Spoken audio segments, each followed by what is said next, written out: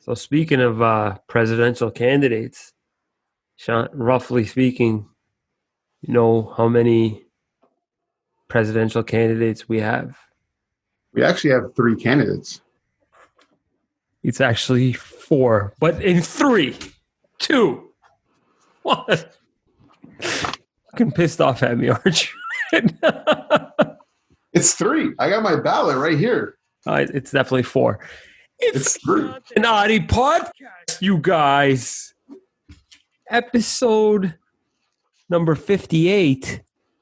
Shant, you look like you're about to tell me something. What's up, buddy? It's three candidates on my ballot right now. All right, well, Google says four, so. Fake news, man. Yeah, so we got a good episode today, man. First of all, we are coming at you differently today, right? After 58 episodes, we figured out a little tweak. Hopefully, people like it, don't like it. We really don't care. We're probably going to do it for a little bit and then see what happens. Just look at each other, Yeah, it's like we're talking to each other, but we're really not. We're in the same fucking room now. Isn't this crazy? Yeah, pound it. There you go. I was trying to hit you, but all right. All right. So that's going to happen.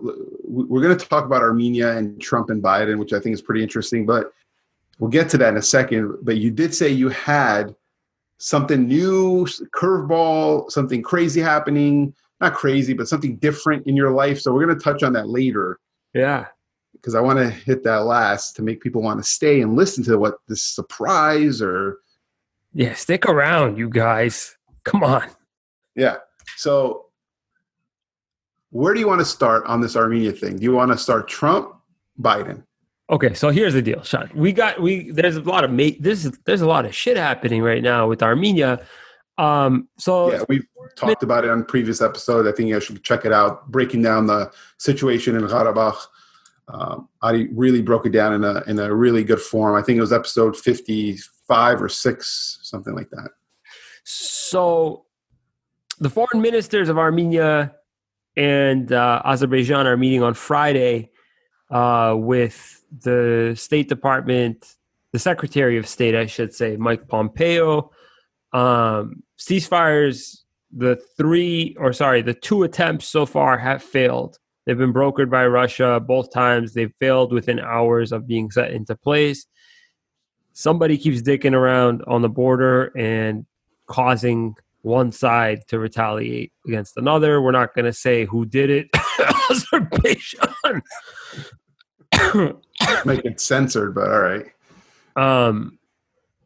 We're thinking that after this meeting, it's possible that a longer term solution may be established. However, I'm sort of worried because the re-election is coming up and both sides seem pretty fucking stupid. So starting off with Joe Biden. You talk about Trump. Talk about, because that was getting shared all over the Armenian community.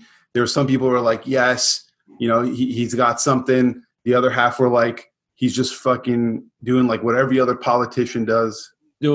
He knows that he's facing a re-election. He heard Joe Biden's earlier statement about Armenians, about how he was saying that, I am going to recognize the Armenian genocide. And if I was the presidential candidate, if I was the president, I would be doing this and this and this. He said he recognized it? I didn't see that. That he would recognize the Armenian genocide. Okay. He had given the 8 years he was vice president.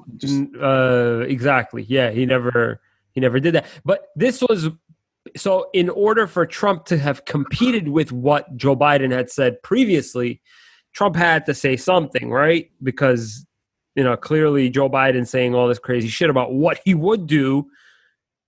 Trump, I love Armenians. We got something going on over there, and we're gonna get something done about this thing.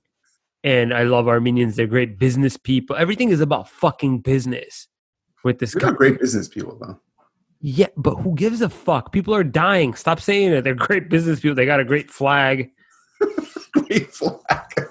what the fuck are you even talking about, dude? Like, can you say something of substance? What is even wrong with you? Well, the thing was I think this is what my thought was on the Trump thing. I don't think he knew what was going on. So what happened was he, on his way to the rally, there was probably thousands of I think, like I saw videos, thousands of Armenians with the Armenian flags and the American flags, Trump flags, to like get his attention, which it worked. It did work. So they did a really good job. Whoever, all you guys out there, all the Armenians out there right now, we have as well. And some of you guys have just gone crazy, which has been really good. So I think the point was to get his attention. I think he saw these flags and he was like, oh, what flag is that? And people were like, I think his administration was like, oh, it's the Armenian flag. And he's like, okay, so I'm going to shout them. I think he just shouted us out. I don't think he knows what's going on. That's that's what I think. Mm. It's possible that he doesn't know nearly as much as he should, but I definitely think that he has been debriefed on what's happening in Armenia right now. I would hope, but I mean, put it this way: we've been sending in. When I say me, I mean the global Armenian community has been sending in correspondence into the White House for months now, urging them to put pressure on Turkey. But does that make it up to Trump? Yeah. He knows well. He's well Comes aware. on his desk and he sees it. Yeah. Okay. So the Secretary of State is hosting both foreign ministers. Then 100%. He's been. That's next week, right? This is this Friday. This Friday. Yeah. Okay. So I don't know. Biden said he's going to recognize the genocide. He's not going to do it. He's just talking shit. Before he made a statement about the Azerbaijan situation, and the Azerbaijan situation threw a monkey wrench in the whole thing. It got me confused, and I want you to sort of read it off because of. Okay. So this is on his website. Okay. Like on the joebiden.com website. And I've been on this page like for the past couple of days, always checking it. So that's why I'm getting so many Joe Biden ads right now, which is getting annoying. But there's a statement from the Vice President, Joe Biden, talks about he's deeply concerned with the blah, blah, blah, the fighting going on between two nations, right? And then he talks about, obviously he's got to talk about Trump, how Trump is not doing anything, right? Of course, he's always got to attack Trump. And then this part is what I thought was like, oh, wow, it's really strong words, but I want to hear what you say. So I'm going to read this real quick. It says, the Trump administration must tell Azerbaijan that it will not tolerate its efforts to impose a military solution to this conflict. Okay.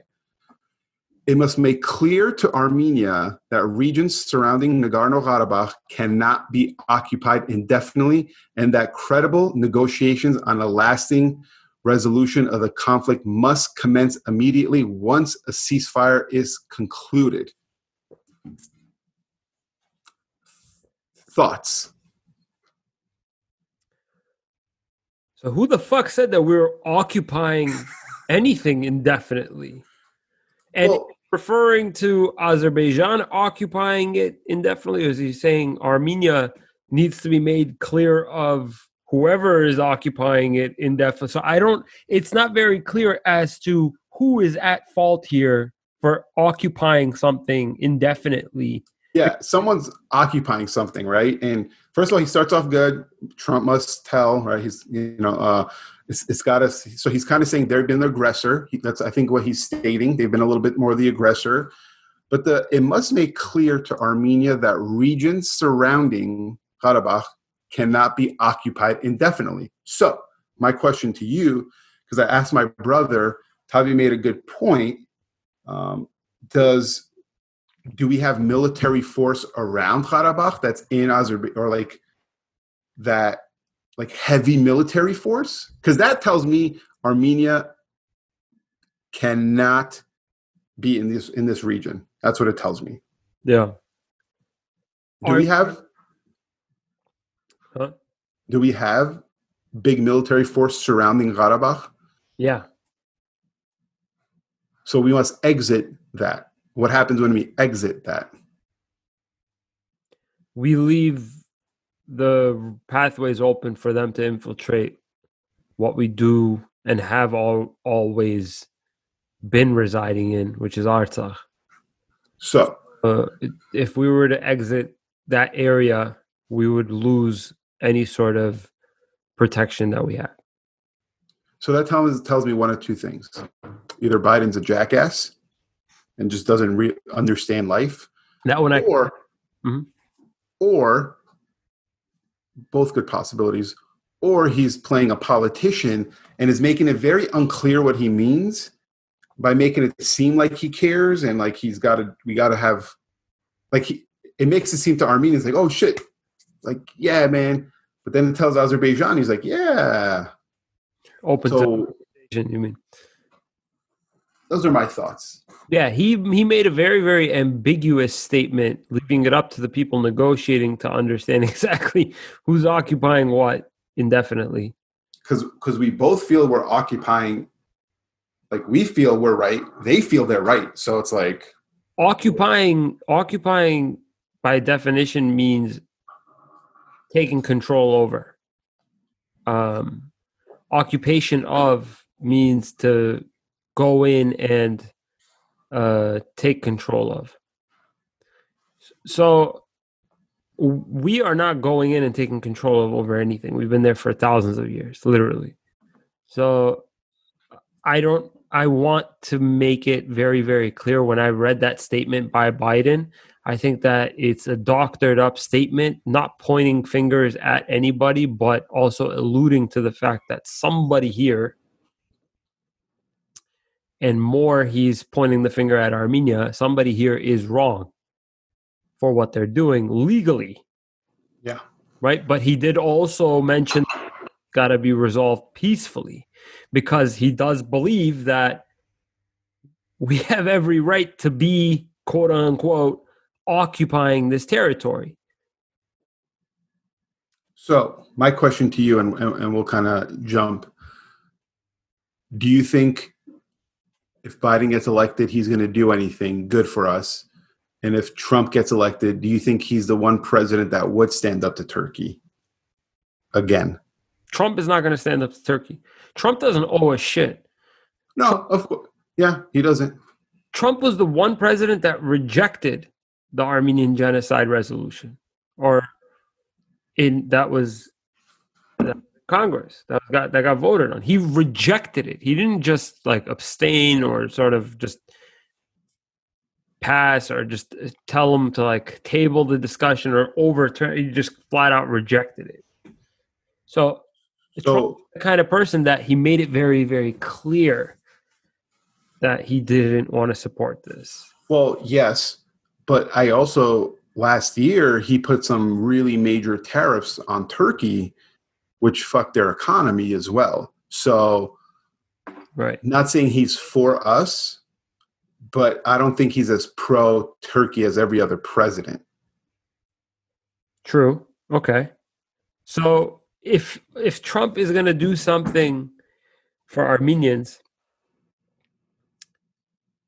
why would he refuse that? Good question. I don't know. I think I'm going to be, and this is not a supporting of anything. I'm just talking like actual in this topic. I think he's the only one that would actually do something that would help us Armenians. I don't think Biden is. I don't think Bush never did. I don't think any president would. I think Trump would, because one reason only. If Turkey pisses him off in a way, he won't care about the politics. He's going to just go after him. If Turkey pisses off any other president, they're going to play politics. Trump is the only one who just will not care. Now, that's not a good hope for us. I'm just saying that's kind of my thoughts on it. Listen, if Joe Biden can be psychotic enough to say that he's going to recognize the Armenian genocide. Yeah, but everyone says that. I understand. Obama said that. I understand. But who's more likely? Do you think that Trump would refuse the bill and become more likely to do anything for Armenians than Joe Biden, after Joe Biden said that he would recognize the Armenian genocide? I think so. I just think, well, forget the genocide, because it's not a, huh? I think they're both not going to do shit. Well, yes, 100%. I think whoever gets elected is just going to be a forgotten topic. Well, it's already forgotten with them. Like, I mean, nobody. So, long story short, I do want to say that I still don't know who I'm going to be voting for. Haven't decided. I got my. Oh, it's still blank. Is it actually 4 candidates? 3. Sorry, 3. Trump, Biden, and Joe Jorgensen. I see. Howie Hawkins isn't there? No, but you could write someone in. You're right. You are 100% right. Kanye West didn't make it. He would recognize the Armenian genocide. Kanye? Yeah. Tweeting. Anyway, so yeah. So I want to talk about a few things. I've got some things that I need to declare. One of which it's after, I don't know, man. We probably talked about this in like episode number 12 or like episode number 26, but I remember having raised the issue of like one of these things on my plate need to go. Like I'm involved in 3 different things right now. It's the restaurant, BAC, and YouTube. And BAC, Boston Automotive Consulting as a whole, is comprised of a few different layers of different services that I offer, one of which is a negotiation service that I do for clients. Now, the other 2 really revolves around consulting and auditing of car deals. Now, consulting and auditing of car deals, largely the traffic that I get for that largely gets channeled from YouTube. YouTube has become a business where it would make no sense whatsoever to stop making content because it's just easy, it makes money, and I don't actually have to do anything outside of making content. Mm-hmm. And I've got another thing on my plate that's about to get on my plate that I'll discuss in a couple of minutes, where what I'm talking about right now is I've got to get rid of one thing. Mm-hmm. And right now I'm sort of planning out the phasing out of BAC as a negotiation service. As a whole company, not so much, but as a negotiation service, but originally what my business revolved around is what I'm about to phase out. Wow. Yeah, it's a large consumption of my time. And for me to be able to do what I want to sort of talk about next is going to revolve around gaining a lot of time and less stress back. Before I dive into what I actually want to talk about, what is going through your mind right now? Whoa, that's so can I still call you if I have questions about me? I don't care about anyone else, just me. It'll be probably more of a consulting call, but yeah. So you're going to do consulting or no? Like the other people? Maybe. I don't know. Okay. And so that's so how, because as you were talking, I kind of jotted down some ideas. How are you going to be in the loop now? It could be an ignorant question. When you're making videos on, deals and stuff, how are you going to be in the loop if you're not out there doing deals? Out in the loop as in what? No. What's going on in the industry, the car deals, sales, all this stuff? Well, it's actively producing content on my most talked about cars. How I plan out what I'm going to be talking about, or as far as like YouTube videos and stuff, a lot of how I plan it out, it's revolved around like the 50 most popular cars on the market. Now, if we're talking about like the most popular 10 or 15, it gives me a pretty clear indication as to how the rest of the market is doing. So if we're talking about Toyota RAV4s and, we make the comparison very, very quickly on, say, a Honda CR-V, I'll know a lot about the other cars on the market based off of how these 2 popular cars are doing. Gotcha. Okay. So how much time was it eating up? So if you had 100% pie, right? How much was BAC, this part that you're dropping, how much was that consuming? So I I have to look at it from two different perspectives. So one of which is constantly responding to emails and texts that nothing would actually come about from these leads. Mm-hmm. In the car market, it works a lot differently. Everybody's trying to do it themselves, unless you can prove to them otherwise that they should go through a broker. Lately, the last like year or two, people have been doing this. They've been taking it under their hands. They've been doing it under their hand, like they've been just doing it themselves. So it's become a lot harder to convince somebody of your value. More and more people like me have come out onto YouTube, more and more resources online. Dealerships have become more and more transparent, more third-party apps that will tell you exactly what you should be paying. It's getting harder and harder for a broker to do what he or she does because they're just trying to just get it done quicker now. Everybody, they just have it set up that way. Anyway, so you're pivoting basically your business. I'm pivoting my business into now not doing so much of this, spending a lot of time quoting people and, dealing with people that you're not really going to necessarily even do business with. A lot of my time gets wasted by doing this and also thinking about, should I even respond to this person right now? I know how this is going. Everything is starting to point to is starting to point in the direction that I may be wasting my time. Okay. So before you say what you're going to do, I have one question, but did you have anything else to add? Yes. So the thing that's not a waste of my time is something that I'm very, very happy that I did. But the same thing the very, very happy that I did also aided in bringing me to the point where I'm at now was YouTube and creating content that doesn't require, talking to anybody except for the camera.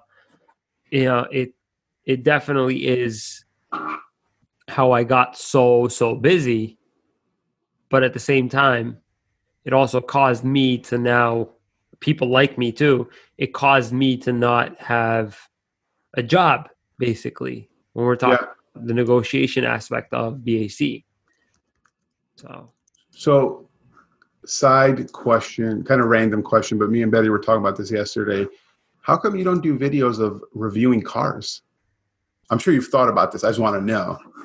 I have. I tried a couple times and I jotted down a bunch of notes. I need to practice more. Because we were, because our situation the other day, this whole car news situation thing, we're looking at different cars. So we went on and started looking at reviews. YouTube, that's how I look at what car I want to go check out. I look at a YouTube video and I see the person reviewing it and I see the inside. I'm like, okay, it's worth checking out or not. And I was just finding just some jackasses that had no personality. I'm like, dude, this video is miserable. So Betty was like, why doesn't Ari do, which I'm sure you've thought about. We're like, why doesn't he do this? I really, really do want to. I still haven't ruled out doing it. You should, man. Because I think it fits you so well. Yeah, I gotta get into that. I definitely would get a lot more traffic that way too, and get more. Now you got some time. Don't be scared. I was pulling up your YouTube channel. So so I definitely still want to keep on producing content because that aspect of what I do definitely still is encouraging. Definitely keeps it continues to produce. It produces ad rev. It produces money from lead generation and all this stuff. So I'm very, very happy about it. Now, side note, one of obviously the businesses that that I've been involved in for a long time now is our family restaurant. Yep. I have been actively looking at places to open up a second location. Nice. I want to say that I'm going to have more than enough time to be making even YouTube content, but I'm worried about that as well. Wow. That's going to be a big transition. Yeah. So I'm trying my best to keep everything together, but this is the reason why BAC, as you know it, has to go. Wow. Are you still going to have BAC t-shirts and shirts and stuff? Yeah.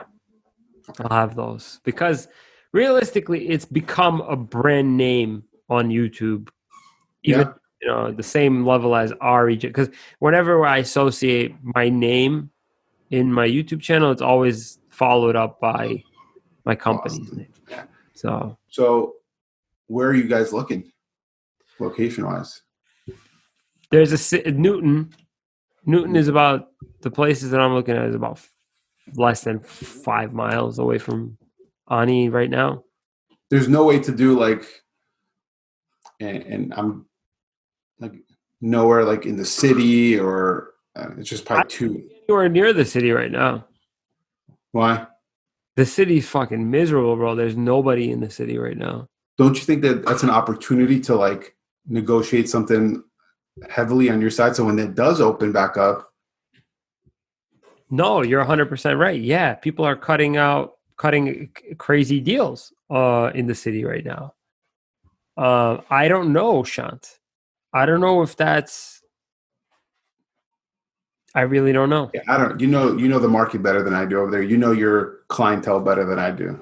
In the city, there's a lot of Armenian, or sorry, I shouldn't say Armenian. There's a lot of Arabs, Lebanese people in the city.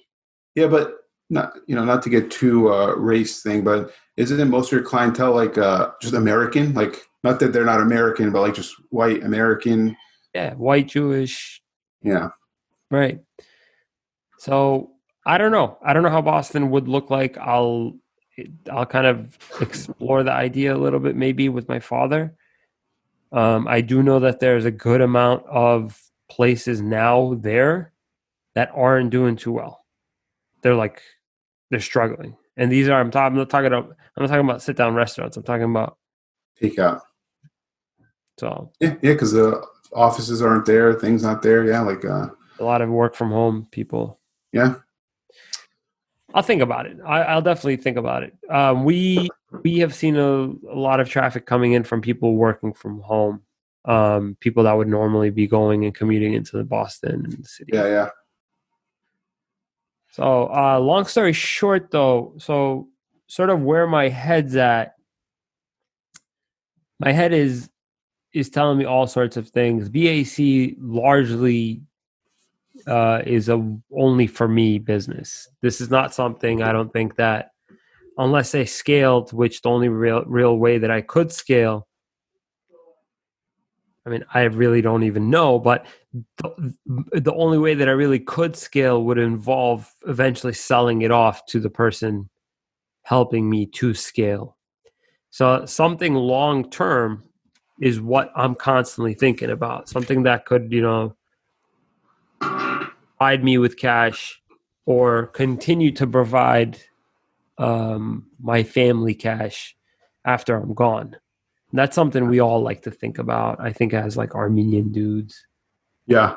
I'm sure you're thinking about it now, Shant, and the sort of how our conversations have looked like. It's constantly encouraging me to go in more the direction of, even if you don't have anything in the bank, at the very least, you've got something that produces cash.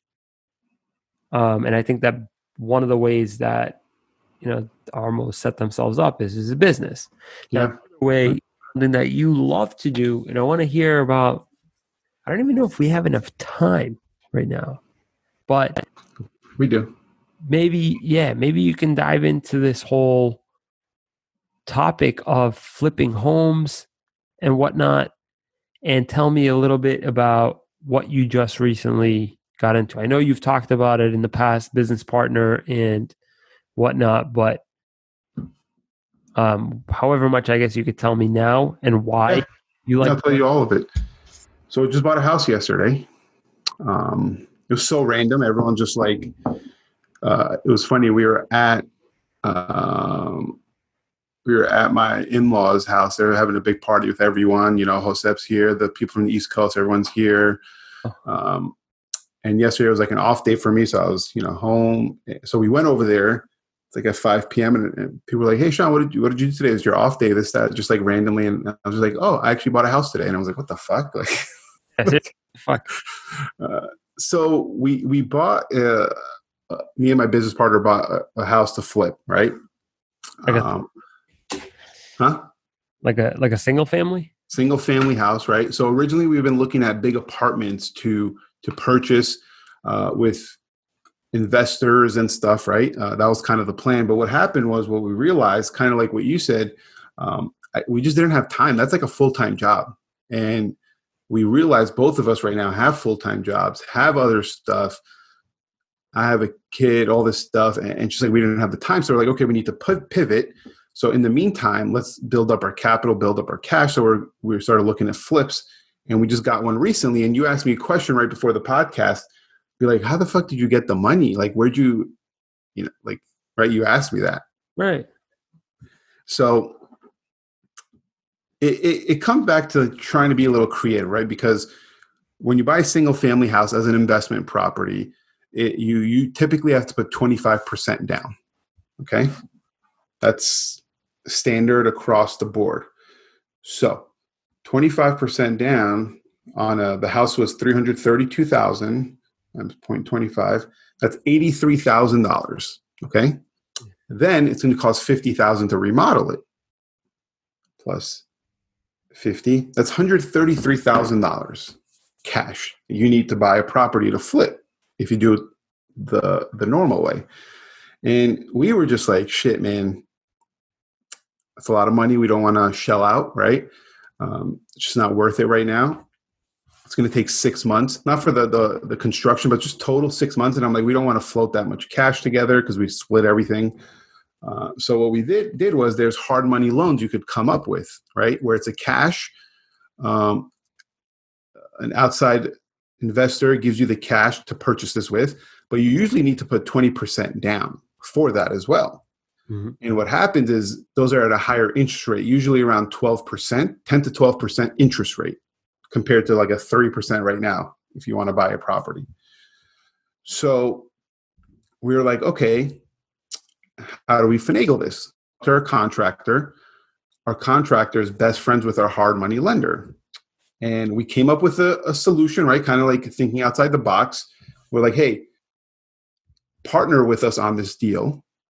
So now our contractor has skin in the game. He's invested in this deal because he's going to get part of the profits, but negotiate for us. Because usually with a hard money lender, you got to do like 10, 20, 30 flips before they'll fund you the whole deal without any money down. Mm-hmm. We didn't have that. So we're like, hey, you've done that with him. Partner with us and get us that zero money down. Okay. So he's like, sure. He finagled that, got that down to us for an 11% interest rate, which is really good for zero money down on this loan. All we have to do is just pay the construction, right? For him to do the construction throughout the process. That's $50,000. So we went from $133,000, which divide by 2 is $66,000, to now we're having to come out of pocket $50,000, which each is $25,000 each out of pocket. How much commission do you have to give the contractor? So what we came up with is he's getting a 30% profit from the proceeds. The contractor? Yeah. All for just negotiating a lower interest rate? No, less money out of pocket, right? So less risk for us.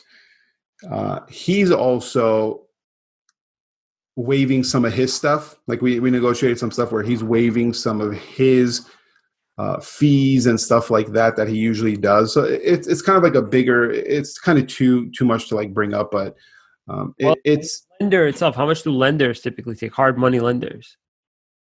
What do you mean? They just take 11% of the loan. Yeah. So Yeah. in this case, it would be eight. You're saying 400,000. So you're talking about like 40, 50K. No, so 332 times 11, 332 times 11%. It's 36K, but you divide that by 12, 3,000 a month, 6 months, times 6, that's 18,000 more we'd have to have out of pocket throughout the process. But we're still talking on seeing if we could get that, instead of paying that 3,000 monthly, paid at the end after we sell the house and just cut them a check. So that's stuff we're still negotiating right now. How much are you hoping to make out of this whole thing? So what I think we're going to make, You said the house cost $332,000. it's going to cost 50,000 to remodel it. So 332 plus 50,000 to remodel it is 382. Then you have the $18,000 interest. Okay. That's 400. Then you have closing costs on the buy and sell side. Not much on the buy side. 18,000. That's 418. All in. Right? Zestimate on this place. So I always do, when I'm doing this, I do a low, medium, and high. Okay. Like what we think low in what it'll sell for, that like if we have to just get out quickly, sell it for, which is 450. Okay. So which is a $10,000 gain to me, and then 10 to him, 10 to him, right? Middle, probably 475. And then high end is 490 to 495. 100K. So at 418, so if you do let's say 79 minus 418 divided by 3, it's about it could be a $15,000 to $20,000 profit for me. And I'm putting out of pocket, hang on, what's 18 divided by 2 plus 25? Around $35,000 out of pocket cash. So you're talking maybe a 40% return on investment. Yeah. That's great. I think the idea behind this, you were saying you do one of these like every 2 or 3 months. So the beauty of this is we didn't have to come up with all of our money, right? Like everything we have to fund this one deal. Now we have the ability to get another one right now, to do 2 at a time. What do you want to do? What do you envision yourself doing? Do you want to do more on the flip side, or would you rather do more on the rental property side? Which one's smarter? Rental smarter, but man, the flip side is so fucking fun, dude. And I'll tell you why. I was telling Betty this the other day.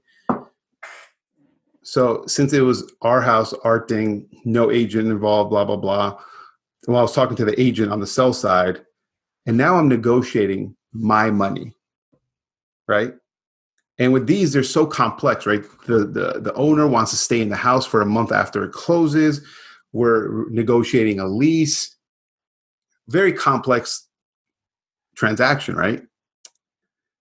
And I was just like, I fucking loved that part of just negotiating this whole deal. It's my money, right?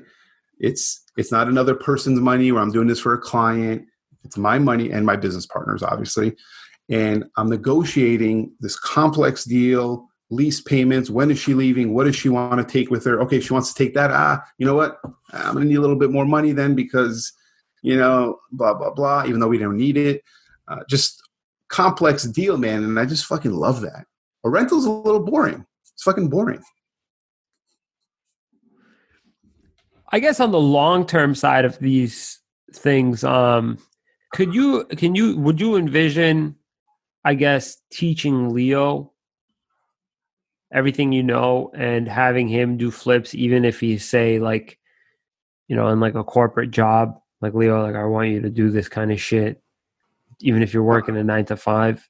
Yeah, 100%. I think it's very important for him to learn this from a young age. Not even the flip game, right? Not to, hey, you're going to do flips. He's learning life skills, right? How to speak to someone, how to negotiate something that you really want, how to use leverage, how to now look at this house. We have a budget, right? We have a $46,000 budget with contingencies and all this stuff. Now we have to stick with this budget. Every penny counts, right? So like, if I want this nice granite countertop, is it in the budget? If it's not, I got to take something like that's a good fucking skill to learn. I find it very, very interesting that you could literally learn all this. You could succeed and you could try to teach your kid and they really don't give a flying fuck. Like art, nothing wrong with art. It's just not really like the best thing that you could do to like make a ton of money. I just really hope the fucking asshole learns from his dad. Yeah, it's a little prick. Just fucking learn how to fucking negotiate something, dude. You know what's going to happen? And I was telling Betty this the other day, because we're trying, like, we try something, we're going to try something different with him as far as like, if he wants something, he's crying. Okay, explain to me, what do you want? How do you want it? What are you going to do? Like, talk to them, right? And try to treat them a little bit like adults until we get pissed and like just say, fuck you, or just take your iPad. I'm like, we're going to be in trouble when he's like 6, 7, 8, 9. And he's a smart ass. And he's like, okay, I want this. No, you can't have it. Well, you know what, Dad? I think, what's going to happen? Like, he's just probably going to fucking shit on us. Manipulate the whole thing. Yeah. And I'm worried for that. You want me to go and hug Dede? Is that what you want? Yeah. Okay. I'll do it. It's going to cost you $100. I'll do it. Or if you want, I'll just ignore him. I'll ignore him. I'll be like, shit, can you do it for 50? That piece of shit. I can already. That is great. Yeah, I love it. So speaking of this, I think next week we should get into what you kind of asked, like, talking about the future, blah, blah, blah. I know you've talked about this with me for so long now. Like, what would you do if you have, like, what did you say, 1 week to live? 1 week to live. I guess you really should start thinking about it now. Jot down a list of things. First of all, that's fucking depressing as fuck. Thought about it.